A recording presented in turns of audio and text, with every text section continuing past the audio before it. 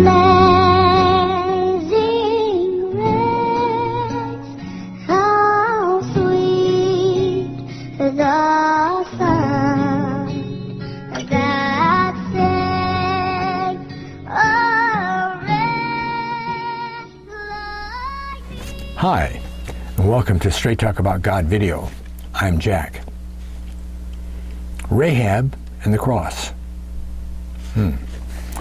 This is a follow-up of two of my other videos. JAX132B in the series of faithing, Heroes of Faithing, Rahab. Okay? And G10, God in 10 Minutes, number 12, called The Camp. So if you've already seen those videos, you'd be a bit of repetition here. Now this idea for this video came to me as I was finishing up my last video, JAX131, where James went wrong. Okay? As I mentioned, that Rahab looked out her window and could see over 2 million people, Israelites, camped on the other side of the Jordan River.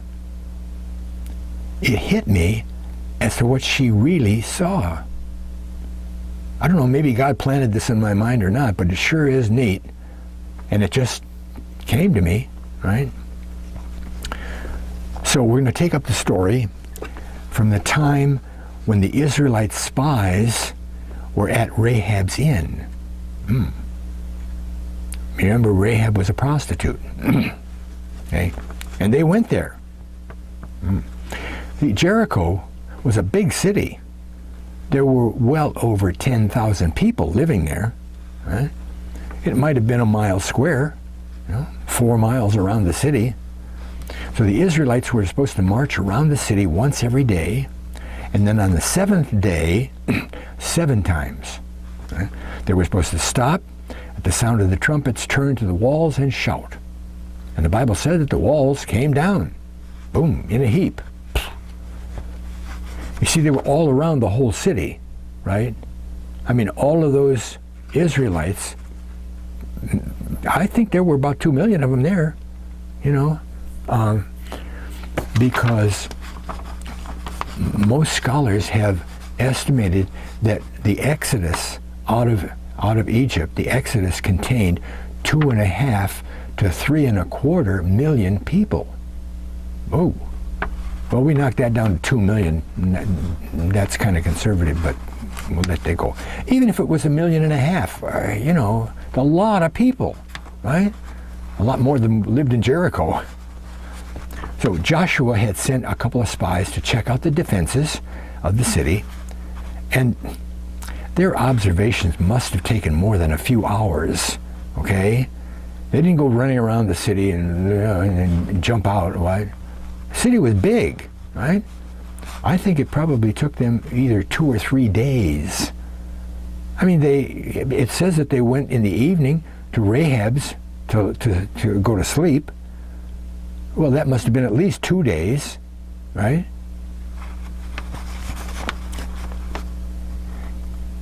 So there they are wandering around the city, looking inconspicuous, looking at the market stalls and that kind of stuff, And then in the evening they went to Rahab's inn. There probably were other places they could have gone, don't you think? But they went to Rahab's inn. Well, you can guess what they went there for. Maybe. There are 2 things intriguing in the Bible that we aren't told in this story.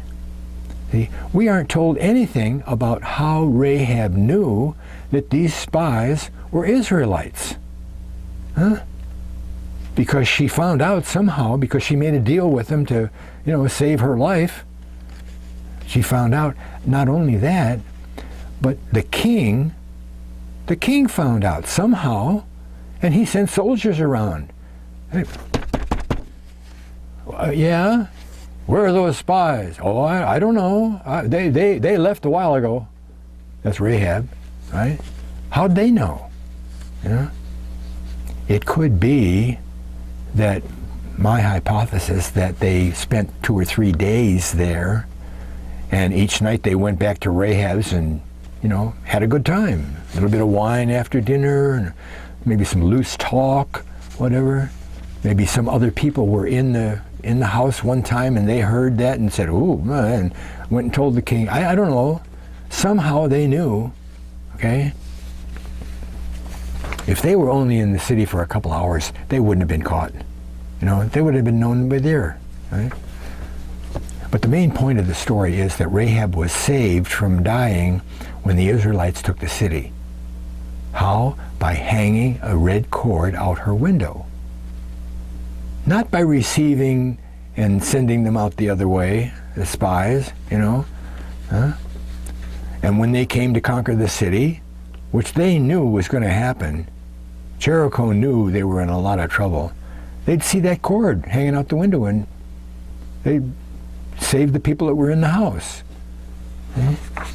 Now what I want to do is I want to look at what Rahab saw when she looked out her window. Firstly, as I said in the other Rahab video, she and the whole city knew a lot about the Israelites. They didn't just wake up one day and there was all these people there and they didn't know what was going on, right? They knew about the miraculous escape from Egypt, the 10 plagues, 40 years ago, huh? They knew about the parting of the Red Sea, and especially how they beat all those giants on the east side of the Jordan River as they traveled north to Jericho. They knew all that. And there were 2 million of them out there. Huh? Because Rahab's house was built right into the wall, outside wall, there were 2 walls of Jericho, she could look out, as anybody else could, and see the Jordan River. Huh? Now, try to imagine what she saw and felt when over the course of a few days, maybe a whole week, 2 million plus people made their way out onto the plain in front of the river. 2 million people. Even if it was a million, I can hardly imagine a crowd of 1 million people, right? In 1946, when I was a kid in Chicago, there were 3 million people there. Well, Chicago was huge. You could cut that into 3 parts and have only 1 million there, and you still couldn't look at it all, right? The point I made in the James video was that he was wrong about Rahab from dying, in which she was saved from dying when the Israelites took the city. See? Again, James says that they were saved by receiving the spies and sending them out another way. Well, let me remind you that when God does something, he always, and that's all in capital letters, always, without exception, has some spiritual meaning that reflects Jesus, or he gives us some example of how we're to be saved. Well, God showed Rahab how she and we are saved. You see, salvation comes to us from acting on some word of God because of what Jesus did in going to the cross. Faithing is an acting in trust of something God says. I hope you've heard me say that 100 times. It wasn't God's word that Rahab received those spies and helped them get away, was it? Somehow she found out that they were Israelites and said, uh-oh,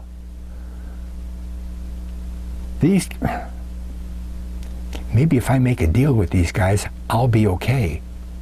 Because I know they're going to conquer the city. I'll be dead. Well, listen, you guys, I'll help you out. I helped you out already. You help me, okay? And when you guys come to conquer the city, you save me and my family, okay? That's her idea, right? That was based on her interpretation of the situation. God didn't tell her to do that. God didn't tell her to receive the spies. You got any room in the inn there? See, if he had, it would have been like him when Peter, when he showed Peter in a dream, he said, there's a couple guys at the gate, they want to talk to you. Right? God didn't do that. Eh?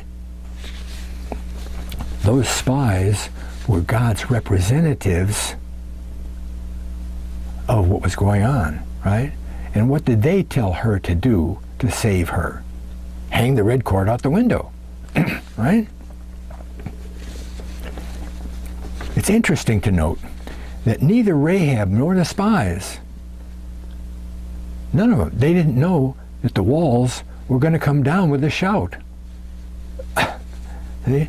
And it may even be that the angel that gave Joshua the instructions about marching around and facing the wall and shouting and all that, that he told them that the walls were going to come down, you know? And her house, again, was built right into the wall. It wasn't down like 6 feet off the ground either, you know? Those walls were maybe 50 feet high. And her wall is up there, the walls come down, see? And the Israelites are all around the city. So it wasn't a little section of wall here and a little section of wall there.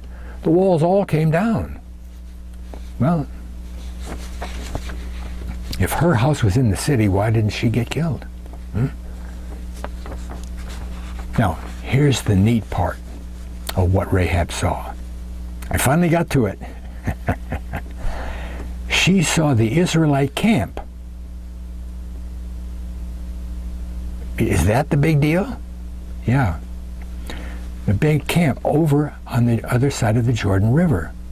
She looked out, saw the river, and there they were. And they made up their camp, you know. Watched them all filter in and form their camp the way they had for the last 40 years. They didn't spend a couple hours there before they crossed the river, right? They were there for days. They set up camp. Okay.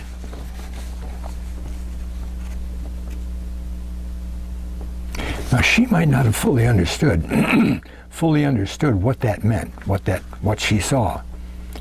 But God knew that we would understand if we took the time to study it a little bit. So we're going to study it a little bit. The camp in the wilderness was configured in a very specific way. God didn't say, okay, stop here and put up your tent. He laid out some very, very strict details, right? Strict instructions as to who were to camp on what side of the tabernacle, you know. He laid out which of the 3 tribes were to camp on each side of the tabernacle. The priests and the Levites were distributed all around the inside, right next to the tabernacle. Okay, and then the 3 tribes that were on the east were out from the tabernacle, and the west and the south and all that.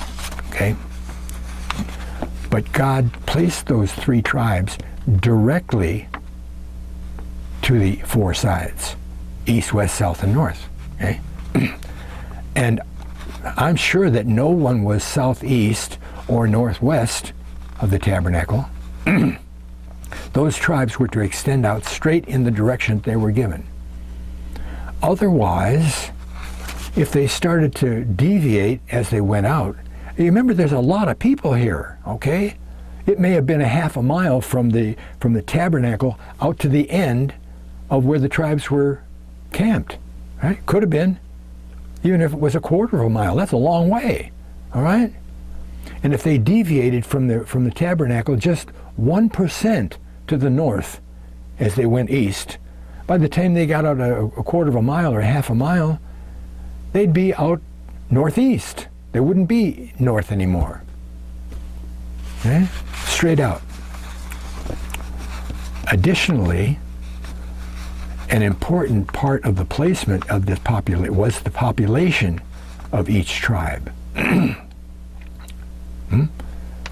mean, if it was me, okay, and I was going to tell them set up the camp, you know, I'd say, well, there's 2 million people here, 500,000 on each side, and we got it. That isn't the way it worked.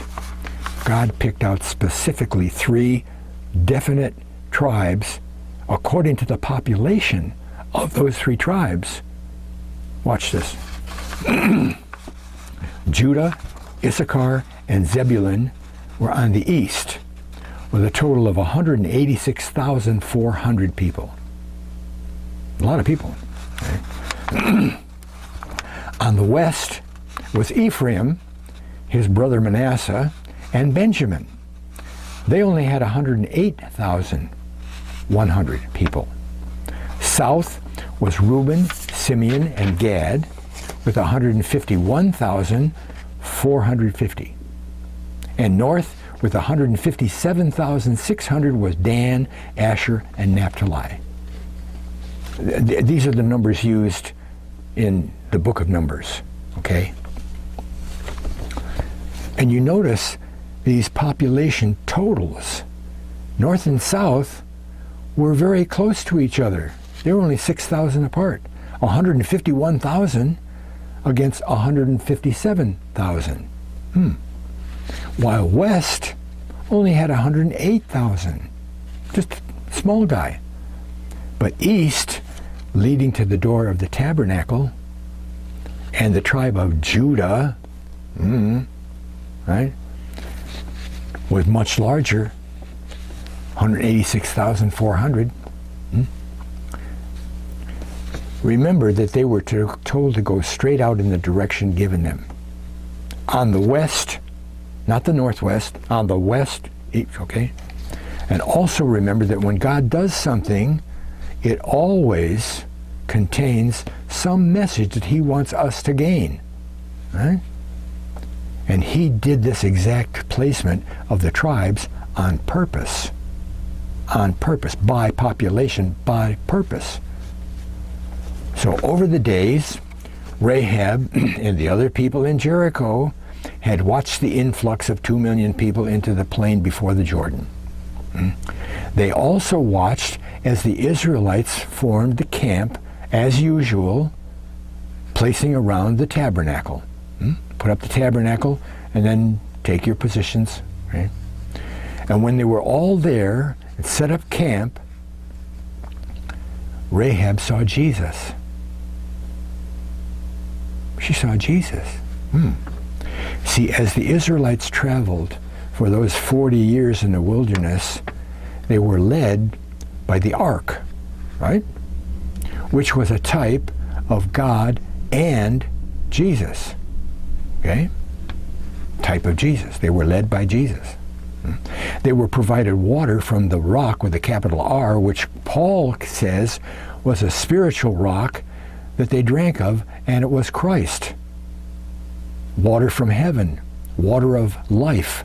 And what about the manna? 40 years they ate this stuff called manna, bread from heaven, as Jesus is called in one place, right? And here's the type of Jesus that they used to set up the camp. Is that something or not? Look at that. See now, if you see, this is Judah with the 186,000, right? And there's Ephraim and Manasseh, 108, and then the 2 other ones almost equal. If you were over there in Jericho looking across the Jordan and see the camp as it all set up, you didn't see that. You didn't see that. This is what you saw, okay? You looked over there and you saw that, right? With tabernacle door on the east and Judah's 3 tribes on the east side. Wherever they were in the wilderness, when they set up the camp, the Judah tribes faced to the east. They didn't face to the east, they were positioned on the east side. Always.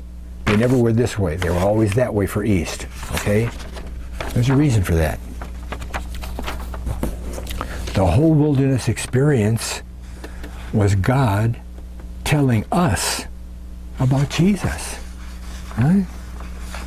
Rahab looked out the window and she saw the cross of Christ, with the door of the tabernacle facing east, just as God commanded that the door to the temple faced east, that Solomon would build 4 centuries later. God's been telling us about Jesus from the very beginning, right? Right? With Eve, right? Your seed, right?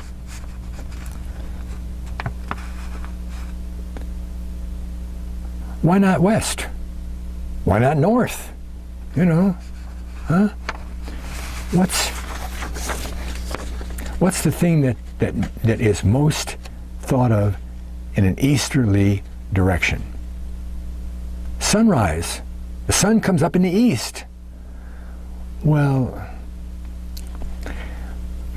isn't sun worship one of the main worships of paganism?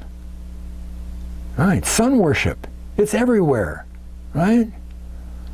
Well, if there's only one door to the temple or the tabernacle, when the people walk, the priests walk up into the tabernacle, what faces east? They turn their back on the sun. That's God telling everybody, sun worship is no good. Turn your back on the sun. That's pretty neat, isn't it? Scholars have written that the time in Egypt typified the life of sin, bondage to sin. And that makes sense. See? And then when they get to the Holy Land, that's not the type of heaven, it's the type of life on earth with God. And I've never heard this anyplace else. Maybe it's around somewhere. If I thought of it, somebody else must have thought of it. But I haven't heard of it. But I say that the wilderness trek typified the redemption of the cross of Christ. Right? Redemption. They were in sin.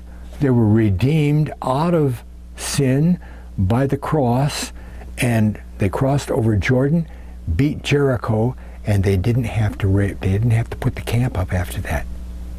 Because they were dropping tribes off as they moved.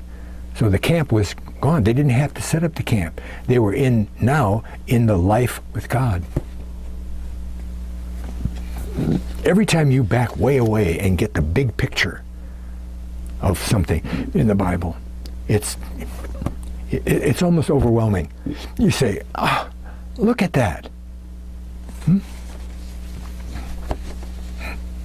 If you look in the Bible, you're going to see that God always supplies some supernatural, something supernatural to back up his word. He always does that, right? He says, this is going to happen. And then he does something that nobody possibly could do to prove what he said is true, right? Like he did with Jesus, right? Nobody has ever come back to life after 3 full days except Jesus.